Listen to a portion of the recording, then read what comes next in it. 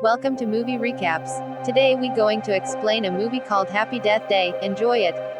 The film opens as the bell tolls at Bayfield University on Monday the 18th. Teresa 3 Gelbman, Jessica Rothe wakes up hungover on her birthday in the dorm room of schoolmate Carter Davis, Israel Broussard.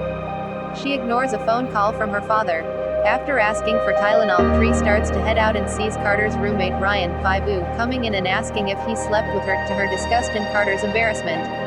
On her way to her own room, Tree runs into a guy she went out with named Tim, Caleb Spilliards. He asks Tree why she hasn't answered his texts, and she says because their one date involved them going to Subway and it made her miserable. Tree goes to her room and sees her roommate Lori Spengler, Ruthie Modine. Tree realizes she is late for class and frantically gets ready. Lori then presents her with a cupcake she baked for Tree. Tree blows out the candle and dumps the cupcake in the trash because of the carbs.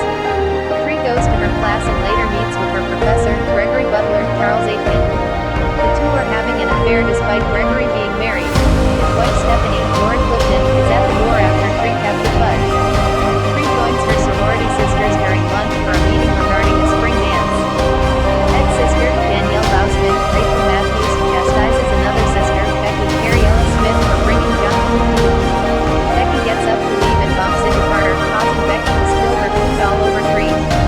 Carter tries to return Tree's and food she left behind, but Tree pulls him aside to keep hiding the fact that she slept in his room. Danielle invites Tree to a party at a dorm later that evening. Tree heads through the campus alone and passes a group of guys wearing the school's sports team merchandise, their babies. As she heads past the bridge, she hears the sound of a music box. Tree goes over to pick up the box and sees someone with a baby mask standing a few feet in front of her. She threatens to call the cops and the person runs. Tree starts to leave but is then chased by the masked person. They eventually catch Tree and stab her to death. Tree wakes up in Carter's room at the beginning of the same day. Clearly freaked out and confused, she leaves the room and thinks she is going through deja vu.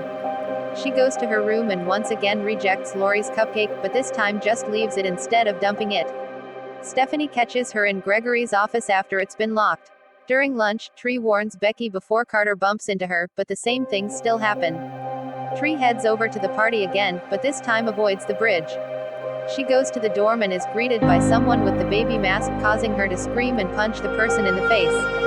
It turns out to be Nick Blaine Kern 3, Danielle's boyfriend. It's a surprise party for Tree. She goes around drinking and trying to enjoy herself. She goes up to Nick's room where he messes around with the mask for a bit. However, the real killer shows up in the room and stabs Nick to death.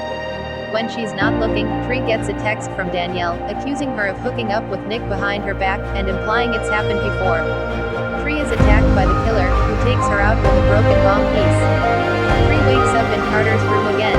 She's even more freaked out this time. She runs to her room and tells Lori that someone is after her. Lori calms her down and suggests she take the day off and relax in her room.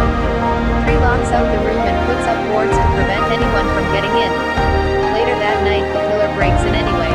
Tree fights the killer off but is still stabbed to death. After going through the same things again, Tree explains her situation to Carter, who is understandably confused. He suggests that she narrow down her list of suspects until she can find out who the killer is. Carter thinks the killer may be specifically targeting Tree on her birthday, which means everyone at school is a suspect since Danielle told everyone about the surprise party. Tree goes through several moves as she goes after her suspects. She first goes after Tim, but catches him in his room looking at gay porn. After dying again, she suspects Stephanie, but she spots Stephanie moments before the killer drowns her. She suspects Danielle but ends up dying on her own after the two get into a fight and they get hit by a bus. After crossing off those names, Tree suspects Gregory might be the killer. She looks for him in the hospital after getting an X-ray taken to find that she has sustained internal damage from her previous deaths. While going through Gregory's office, Tree finds a baby mask in his drawer. However, he stabs Gregory and then chases Tree into the parking lot. She takes a car and gets out. As she excitedly thinks she escaped death, a cop pulls her over for speeding. Tree lies and says she's drunk and high so that she can be in a cell and avoid the killer. When she's cuffed and put in the back of the car, the killer drives past and hits the cop. The gas tank starts leaking, so the killer drops a birthday candle to ignite the fuel and blow Tree up. Tree wakes up in Carter's room yet again. She proves she knows what's going to happen by pointing out some things that she's been noticing frequently, like a car alarm going off, sprinklers being set off on studying students, and a group of activists standing together while one member drops to the ground. Carter takes Tree to the nearby burger place as she is now getting weaker with each new loop. She's getting worried that she may be running out of lives. Tree mentions avoiding her dad's phone calls and tells Carter that her mom passed away 3 years earlier. Moments later, they then see a news report on TV about a serial killer named Joseph Toombs, Rob Mello, who is notorious for going after young women. Tree believes he's the killer and that she can finally stop him. Tree and Carter run to the hospital to stop Toombs, but he has already killed the security guard and escaped. Tree grabs a fire axe and tries to run from Toombs.